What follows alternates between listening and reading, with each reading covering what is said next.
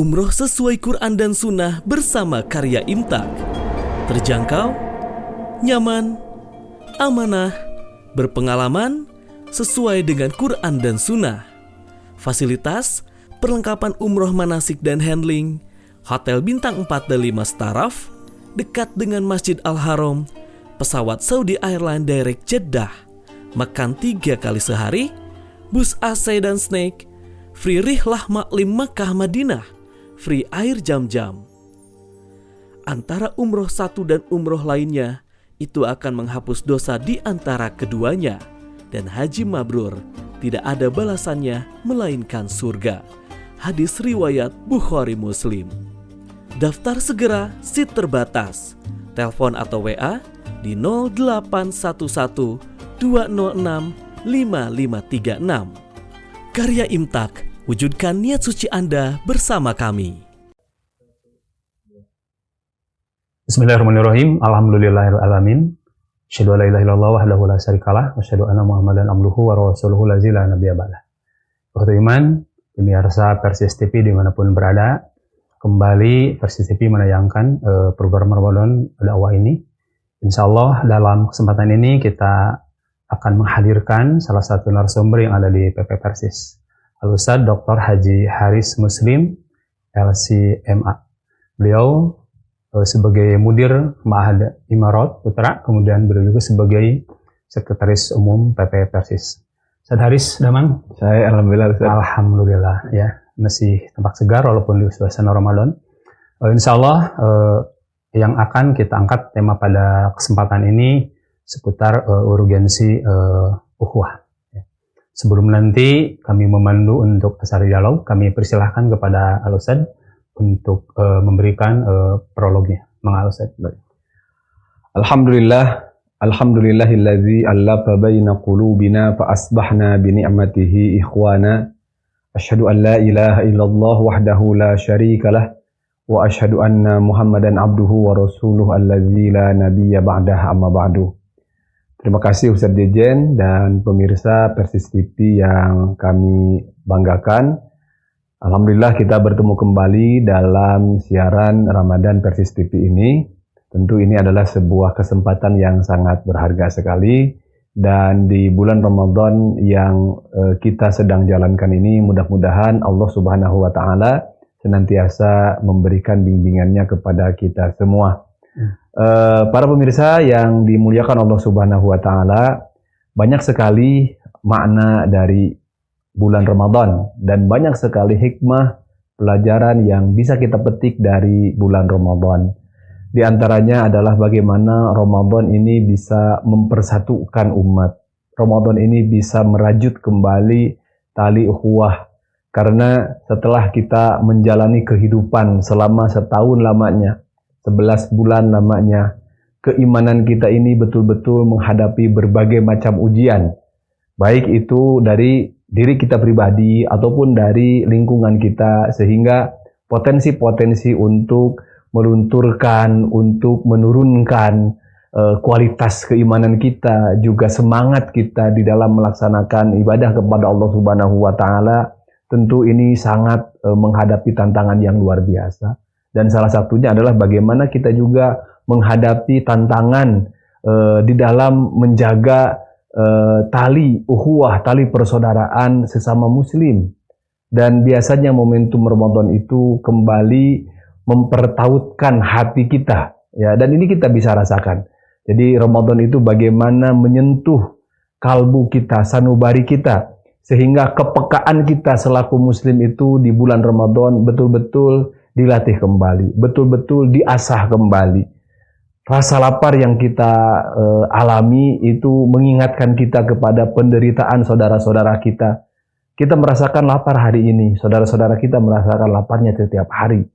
Kemudian momentum Ramadan ini banyak sekali momentum-momentum yang sifatnya ijtima'iyah. Sifatnya bagaimana kita menjalin komunikasi silaturahim dengan sesama. Contoh kecil misalkan ketika kita momen buka Ramadan, momen sahur, itu kita sebisa mungkin kita bisa bersama keluarga. Ya, jadi orang yang bekerja, mungkin kalau di luar Ramadan dia tidak peduli sampai ke rumahnya itu sudah lewat maghrib, sudah lewat isya dan lain sebagainya. Tapi di bulan Ramadan dia akan berusaha, kalau tidak ada urgen itu, berusaha maghrib itu sudah di rumah. Agar apa? Agar bisa buka bersama dengan keluarga, gitu ya. Padahal di luar juga buka, gitu ya.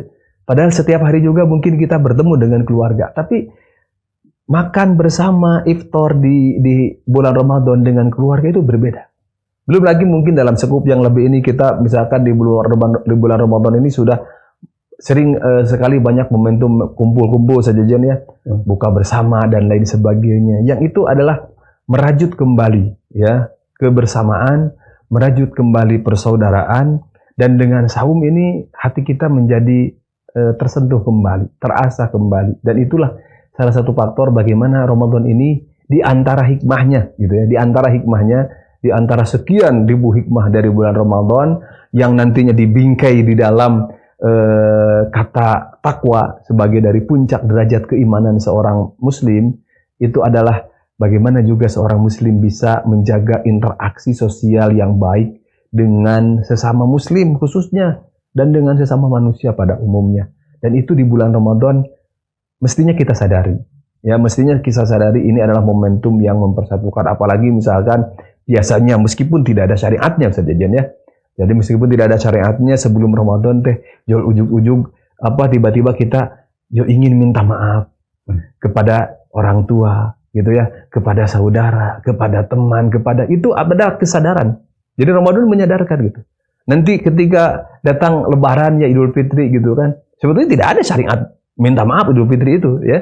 Jadi tidak ada misalkan ketika Idul Fitri kita harus meminta maaf, tidak ada gitu ya. Jadi tapi ya kita meminta maaf ya kepada sesama. Itu adalah menurut saya satu momentum yang luar biasa.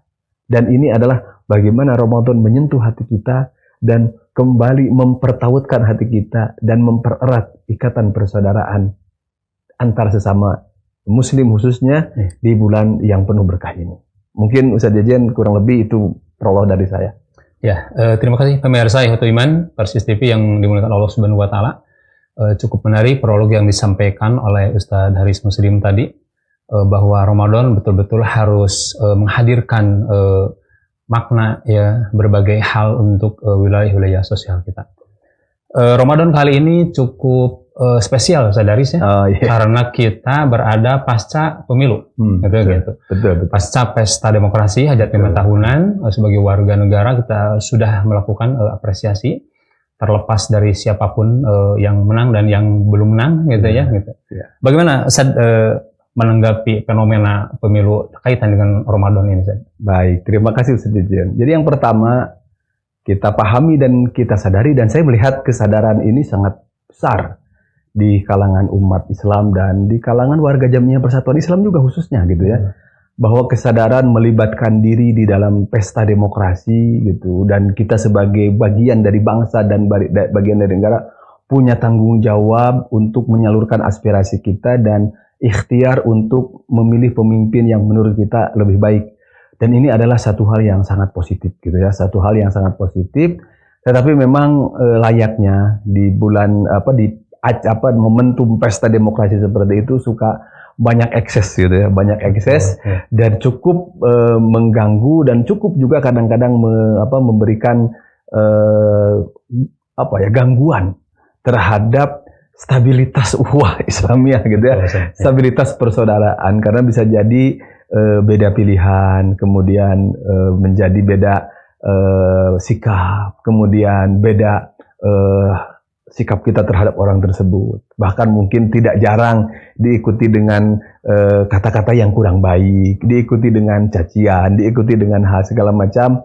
Itu sangat lumrah terjadi ya di pesta demokrasi gitu ya. Bahkan apalagi sekarang zamannya media sosial, sehingga di media sosial itu kadang-kadang orang kan seperti bicara di belakang padahal dia bicara di depan. Betul. Ya mungkin kalau kita selama ini sok ngagibah gitu ya, suka berbicara mengomongkan orang lain, itu kan orang lain tidak tahu gitu. Nah di media sosial ini gitu ya, itu perasaan orang ngomongin batur di tukangan gitu di belakang. Tapi kan orang yang diomongin juga baca Atau bahkan menimbulkan pertanyaan dan suudzon dari orang lain, ini teh ke siapa maksudnya gitu kan. Nah, ini adalah tantangan ukhuwah sebetulnya secara umum. Sebetulnya hal seperti itu, baik ada pemilu, baik tidak ada pemilu, potensi itu ada. Betul. Ya, potensi perusak ukhuwah itu ada, sejajan gitu ya. Sehingga memang tugas kita itu kenapa mungkin misalkan di dalam Al-Qur'an surat Al-Hujurat itu disebutkan innamal mu'minuna ikhwatun, a'udzubillahi minasyaitonir rajim, innamal mu'minuna ikhwatun fa aslihu. Maka islahkanlah ya antar sesama saudara itu. Kenapa? Karena potensi perusak ukhuwah itu ada di sekitar kita, baik dari diri kita, baik dari orang lain, baik disengaja, baik tidak disengaja. Gitu ya. Baik disengaja. Dan saum apa coba di antara yang harus kita jaga dalam saum itu? Kan kalau kita tidak makan, tidak minum itu sudah lumrah. Tapi yang lebih kita harus jaga itu di dalam saum itu adalah bagaimana kita menjaga dan menahan diri kita dari perbuatan-perbuatan yang tercela. Apa perbuatan tercela itu? Rafats, fusuk, jidal. Ya. Jadi barang siapa yang saum kemudian lam yarfus wa lam yafsuk gitu ya, wa lam yajhal. Fa idza kana shaumu ahadikum fala yarfus wa la yafsuk wa la yajhab gitu ya. Dan dalam hadis banyak sekali gitu ya. Jadi ketika saum itu bukan hanya tidak makan, bukan hanya tidak minum, tapi jangan rafats, jangan berkata kotor, jangan marah-marah, gitu ya, jangan bertengkar. Gitu ketika saum itu, makanya di dalam Ihya Ulumuddin kata Imam Al-Ghazali, gitu ya. Jadi saum itu kan ada tingkatan-tingkatan, meskipun ini ada pendekatan perspektif tasawuf gitu ya. Nah, jadi ada saumnya orang umum, hanya lapar dan dahaga saja yang ditahan. Tapi ada saumnya orang khusus. Siapa seorang khusus? Dia bukan hanya menahan lapar, dia bukan hanya menahan dahaga, tapi dia juga menahan lisannya, menahan pandangannya, menahan pendengarannya, menahan kelakuannya, tangannya, dari perbuatan-perbuatan yang tercela, dari perbuatan-perbuatan yang tidak diridhoi oleh Allah Subhanahu wa Ta'ala. Dan kalau kita renungkan, Ustaz Jejen, itu semua adalah faktor-faktor perusak ukhuwah. Ya, faktor-faktor perusak ukhuwah. Suudzon itu akan menimbulkan berbagai macam efek kejelekan. Ya. Ya, inna ba'dadh-dhanni itsmun, kesannya apa? Fala tajassasu wala yaghtab ba'dukum ba'dha. Gitu ya. Ayuhibbu ahadukum an ya'kula lahma akhihi mayyitan fakarihtum. Itu dari mana mulainya? Dari suudzon. Timbul ghibah. Timbul apa? Tajassus. Timbul apa? Banyak sekali. Ya. Timbul fitnah dan lain sebagainya, timbul namimah. Dari mana itu awalnya? Dari suudzon. Gitu ya. Dan saum itu pada dasarnya, coba antum, Anda seorang muslim harus husnudzon kepada Allah dan kepada sesama. Di antaranya apa? Ketika ada faktor-faktor yang bisa memperparah suudzon itu, tahan. Ingin mencaci, tahan. Ya, ingin menggibah, tahan. Punten sajajan. Kalau nahan makan, nahan minum, itu ada waktunya. Dari kapan? Dari subuh sampai maghrib. Tetapi menahan ucapan, menahan pandangan, itu tidak ada batasannya. Setelah maghrib untuk ngebohong jadi halal, kan itu. Setelah maghrib gibah jadi halal, kan tidak. Kenapa? Intinya, laparnya itu latihan. Ya, laparnya itu latihan. Latihan apa? Latihan mengendalikan diri. Gitu ya. Jadi itu, maka momentum Ramadan ini ya baik itu, apalagi setelah pemilunya sudah selesai, pemenangnya sedang kita tunggu, gitu ya. Dan apapun yang terjadi, siapapun pemenangnya, kita harus menerima itu dengan baik, dengan positif, dan yang lebih dari itu, jangan sampai momentum itu kita rugi dua kali. Apa rugi dua kali itu? Misalkan yang kita dukung sudah tidak jadi. Yang kita dukung kita tidak kebagian apa-apa, lalu kita dengan saudara jadi bermusuhan, kan ruginya seberapa kali itu, berapa kali ya ruginya gitu. Ya. Nah, maka jenengan datang Ramadan ini mudah-mudahan kita sadar. Kalau kemarin kita kelepasan, bicara kelewatan kepada teman kita, mari kita saling memaafkan, mari kita lembutkan kembali hati kita. Ya, betul. Sedaris inti dari saum itu Allah sampaikan alakum tatakun. Ya. Ini urgensinya apa hubungannya dengan ukhuwah, ada nggak kira-kira? Ya betul. Orang yang bertakwa itu, ya, orang yang bertakwa itu siapa? orang yang bertakwa itu adalah mereka, kan takwa itu dari asal kata waqayaqi, menahan, ya. Tetapi takwa sendiri bukan dari waqayaqi. Waqayaqi itu masdarnya wiqayah. Tapi takwa itu masdar dari ittaqa yattaqi. Ittaqa yattaqi itu apa? Ittikhazul wiqayah. Menjadikan penghalang, menjadikan penjaga. Untuk siapa? Untuk diri kita. Menjaga dari apa? Menjaga diri kita dari apa yang dibenci oleh Allah Subhanahu wa taala. Bagaimana cara menjaganya? Bimtitsali awamirihi wajtinabi nawahihi. Dengan cara melaksanakan perintahnya dan menjauhi larangannya. Maka perintah Allah itu apa? Perintah Allah itu bukan hanya kita menjaga hubungan baik kita dengan Allah saja. Tetapi Allah juga memerintahkan kita untuk menjaga hubungan baik kita dengan sesama. Ya, dengan sesama. Maka siapapun yang hubungan dengan sesamanya itu jelek, ini kan menggambarkan jangan-jangan hubungan dengan Allahnya itu tidak baik. Ya, salat yang baik itu yang bagaimana? Yang tanha anil fahsya wal munkar. Saum yang baik itu yang bagaimana? Yang bukan hanya menahan lapar dan dahaga, tetapi menahan perbuatan-perbuatan yang merusak hubungan dengan sesama. Karena itu, menjaga dan merawat ukhuwah itu, persaudaraan itu tidak bisa dilepaskan dari menjaga ketakwaan itu sendiri.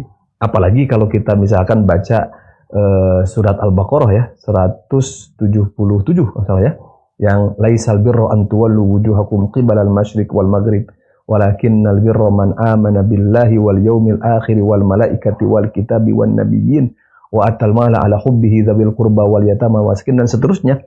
Itu akhirnya apa? Akhirnya itu ulaikal ladzina shadaqu wa ulaika humul muttaqun. Mereka itulah orang-orang yang shadaqu, benar imannya, dan mereka itulah orang-orang yang bertakwa. Lihat kandungan ayat itu. Kandungan ayat itu ternyata orang-orang yang bertakwa itu bukan hanya mereka iman kepada Allah, iman kepada Rasul gitu ya. Tetapi mereka juga wa atal mala ala hubbihi dzawil qurba wal yatama wal masakin. Artinya apa? Sosialnya baik. Mereka juga yang apa? Wa aqamas shalah wa ataz zakah. Mereka juga yang ibadahnya bagus. Mereka juga yang bagaimana? Wasabirina alal ba'sa wad dharra wa hinal ba's. Dan mereka yang sabar. Ini adalah perangai-perangai orang yang bertakwa, yang ternyata orang yang bertakwa itu tidak cukup akidahnya kuat, ibadahnya baik. Ya, artinya apa? Interaksi dia dengan Rabb itu baik, bukan hanya itu. Tetapi bagaimana dia juga bisa mengatur dan menjaga interaksi sosialnya. Dan kalau kita perhatikan setiap ibadah itu ada dimensi sosialnya. Baik sholat, baik saum, baik haji, apalagi zakat. Gitu ya. Nah, Allah alam. Sebenarnya apa sih yang bisa merusak tali persaudaraan itu? Ya, banyak kan. Tadi saya sebutkan kan intinya apa? Kalau mungkin kita ini kan adalah ketika hati kita kotor, itulah yang akan merusak persaudaraan kita. Ada hadis yang Nabi itu melarang faktor-faktor yang merusak ukhuwah. La tahasadu wa la tabaghadu wa la tadabaru ya wa la tanajashu wa la yabi ba'dukum ala bai'i ba'din gitu ya.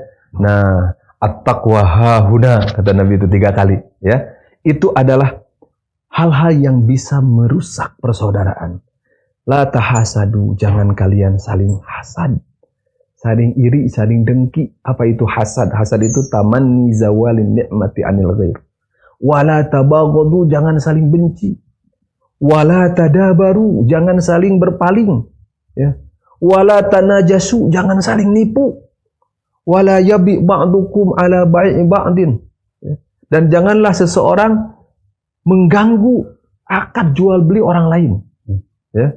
Itu adalah perbuatan-perbuatan yang bisa merusak ukhuwah. Artinya kalau kita lihat, itu adalah ketika kita tidak bisa menjaga kebersihan hati kita, kemudian kita tidak bisa menjaga perilaku kita yang merugikan orang lain, itu adalah potensi ya, yang bisa merusak ukhuwah. Al-mu'minu akhul mu'min. Itu hadis itu awalnya gitu. Al-mu'minu akhul mu'min. seorang mukmin dengan mukmin lain itu adalah saudara. Karena saudara, jangan rusak persaudaraan ini. Dengan apa? Dengan perilaku tadi. Dan kalau kita perhatikan Ramadan itu mengajarkan kepada kita, melatih kepada kita untuk meninggalkan perilaku-perilaku tersebut agar terjaga ukhuwah yang kuat di antara sesama. Nah, berarti kita harus mengupayakan bagaimana ukhuwah itu terwujud dalam berbagai sisi kehidupan kita. Kira-kira apa sebenarnya karakter ukhuwah yang harus dihidupkan dalam keseharian kita? Ada faktor-faktor yang bisa memperkuat ukhuwah. Ya, jadi kita buka surat Ali Imran ayat 103-104. Dan ini kan sudah bagi orang Persis ini ayat yang tidak asing lagi, menjadi simbol dari perjuangan persatuan Islam.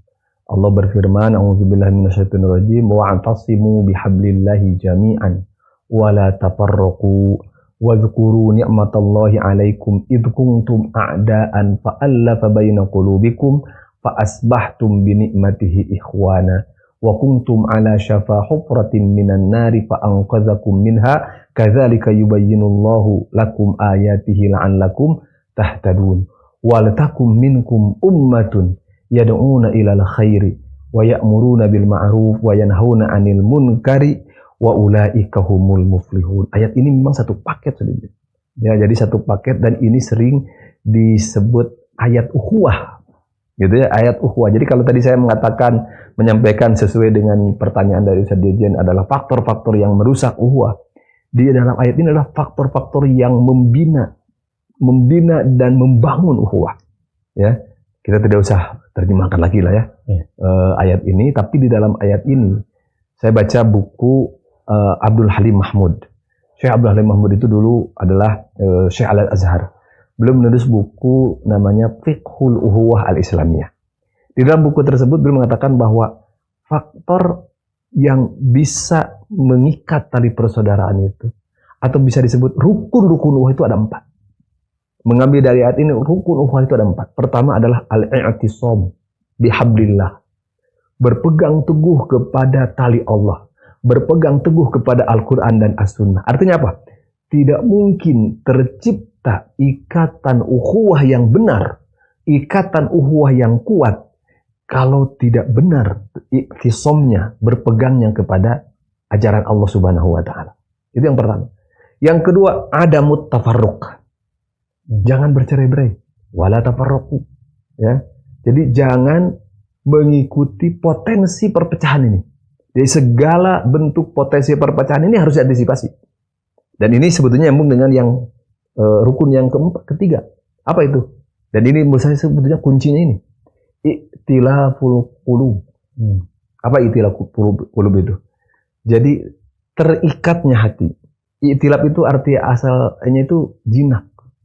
Jinaknya hati. Apa yang menjinakkan hati itu?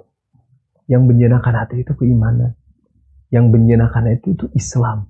Makanya kata Allah, "Wadhkuru ni'matallahi 'alaikum id kuntum a'daan fa'alafa baina qulubikum." Dan ingatlah nikmat Allah ketika kalian dahulu itu adalah bermusuhan. Apa yang dimaksud dengan nikmat Allah itu? Islam. Siapa kalian di sini? Ya, konteksnya sebetulnya Aus dan Khazraj. Ya, Aus dan Khazraj itu kan dulu musuh-musuhan.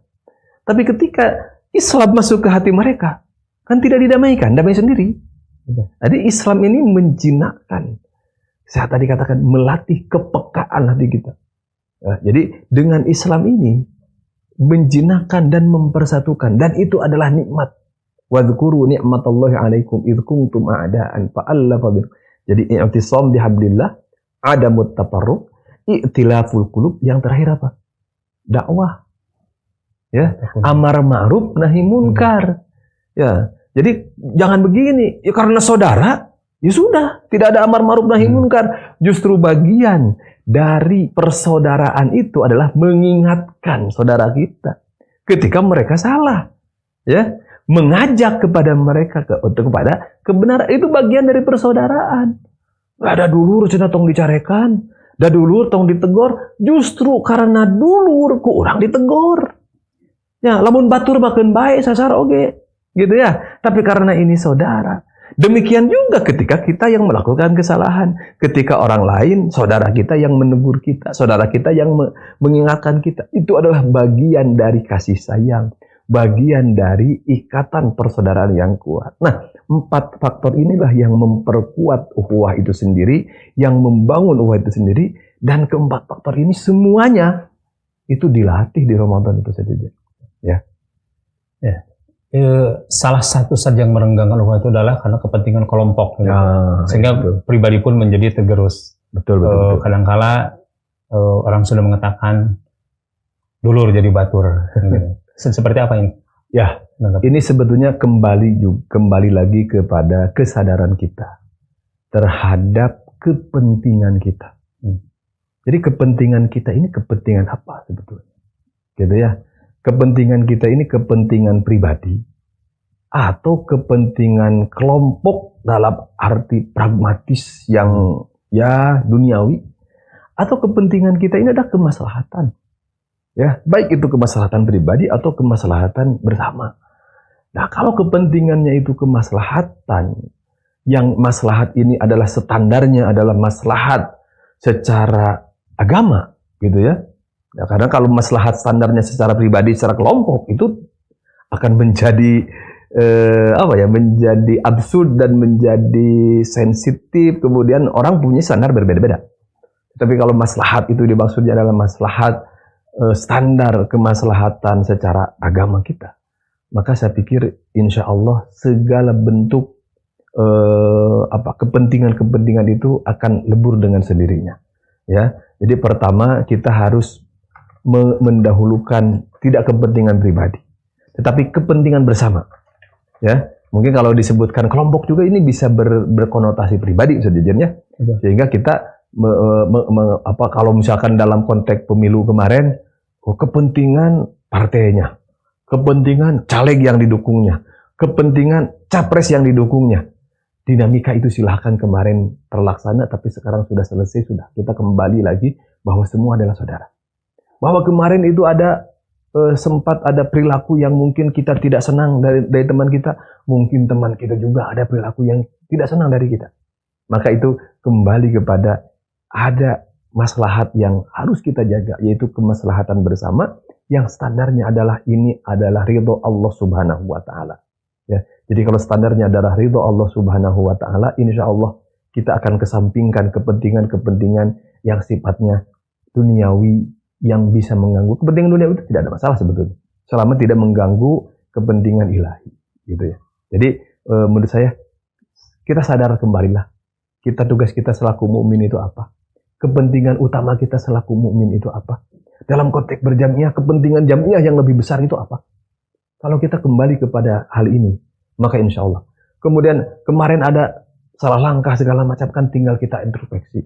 Tinggal kita evaluasi dan kita benahi bersama-sama, gitu ya. Itu salah satu faktor dari amar ma'ruf dan nahi mungkar juga sebetulnya. Oke. Yang terakhir Ustaz Daris, di hadis Rasul menyampaikan bahwa la yahillu lil muslimin an yajrahu fawqa salisa. Betul. Hadis itu mungkin menggambarkan bahwa perpecahan ukhuwah itu pasti bakal ada. Makanya Rasul mengatakan hadis itu. Nah, terkait juga dengan ayat Al-Quran yang Allah sampaikan di Al-Hujurat 10 itu, fa'aslihu baina akhawaykum. Ini terkait dengan masalah ukhuwah. Mengapa di sana Allah menyampaikan dengan kalimat fa'aslihu baina akhawaykum? Ya. Seperti saya tadi katakan di awal tadi, ya, karena yang namanya saudara itu ada potensi untuk konflik. Yang namanya saudara itu ada potensi untuk berbeda pendapat, gitu ya. Jangankan misalkan kita dengan orang lain, ya, yang tidak terikat secara nasab misalkan. Adik kakak saja kan, ya, di rebutan misalkan, yang satu oleh orang tuanya dibelikan A, yang satu tidak, nanti pas sirik-sirik gitu kan. Itu kan ada faktor yang bisa mengancam. Makanya Pak Aslihu. Nah, demikian juga kita sesama muslim itu saudara, tetapi ada faktor-faktor yang bisa merusak ukhuwah ini. Makanya perintahnya Pak Aslihu, islahkanlah, gitu ya. Ketika terjadi konflik itu kemudian sampai ke arah yang permusuhan, gitu ya, sampai ke arah permusuhan, itu sebetulnya kan hadis yang tadi saja jangan sebutkan, gitu ya, la yahillu lil muslimin an yahjura akhahu fauqa salasi layalin. Ya. Tidak, seorang muslim itu tidak boleh memusuhi ngabaudan seorang Sunda mah gitu ya, lebih dari 3 hari gitu ya. Siapa yang paling baik di antara mereka? Yang paling baik itu bukan yang benar, bukan yang salah gitu ya. Karena dalam situasi konflik benar salah ini menjadi relatif. Cek nu itu saya nu benar, cek nu itu saya nu benar, gitu kan?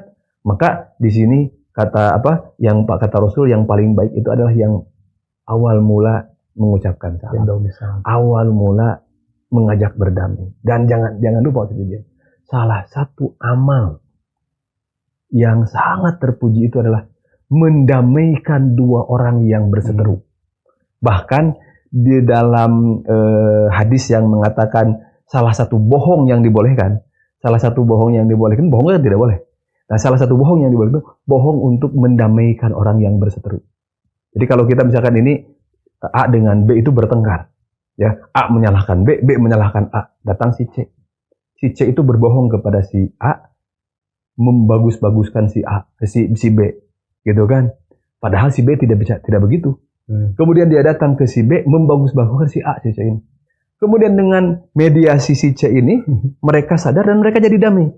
Itu menjadi perbuatan yang sangat terpuji, gitu di dalam Islam ini. Jadi mengislahkan ya dua pihak yang berseteru itu menjadi pihak yang ini. Jadi yang pertama kalau kita bisa islah sendiri itu lebih baik. Tapi kalau tidak, mungkin ada pihak yang bisa mengislahkan itu adalah pihak yang. Tapi ya di bulan Ramadan ini, tadi saya katakan, Ramadan ini mempersatukan hati kita, menyentuh nurani kita. Jadi kalau salah satu faktor perekat uwah itu i'tilaful qulub, ya, menyatunya hati, jinaknya hati. Jadi sama Ramadan itu kalau bisa jangan sampai didamaikan oleh orang lain lah. Berdamai sendiri, insya Allah. Gitu ya. Wallahu a'lam bishawab. Mudah-mudahan kita semua diberikan kekuatan oleh Allah Subhanahu wa taala untuk meraih berkah Ramadan ini. Alhamdulillah, Ustadz cukup jelas yang disampaikan tadi. Ikhwatul iman, pemirsa Persis TV dimanapun berada, mudah-mudahan itu menjadi bakal penting bagi kita. Terlebih tadi disampaikan oleh beliau gitu ya, pasca pemilu ini mungkin yang namanya luka masih ada, yang kerinduan masih ada gitu ya. Mudah-mudahan itu semua nanti bisa bersih, berakhir dengan datangnya bulan Ramadan. Demikian barangkali untuk tema pada saat ini. Sadaris, terima kasih. Sama-sama saja. Apresiasinya. Saya sampaikan jazakumullah khairan. Aqulu qouli hadza, astaghfirullah li wa lakum. Assalamualaikum warahmatullahi wabarakatuh. Waalaikumsalam. Umroh sesuai Quran dan Sunnah bersama karya Imtak. Terjangkau, nyaman, amanah, berpengalaman, sesuai dengan Quran dan Sunnah. Fasilitas, perlengkapan umroh manasik dan handling, hotel bintang 4 dan 5 staraf, dekat dengan Masjid Al-Haram, pesawat Saudi Airlines Direct Jeddah, makan 3 kali sehari, bus AC dan snack, free rihlah maklim Makkah Madinah, free air jam-jam. Antara umroh satu dan umroh lainnya, itu akan menghapus dosa di antara keduanya. Dan haji mabrur tidak ada balasannya melainkan surga. Hadis riwayat Bukhari Muslim. Daftar segera, seat terbatas. Telepon atau WA di 0811 206 5536. Karya Imtak, wujudkan niat suci Anda bersama kami.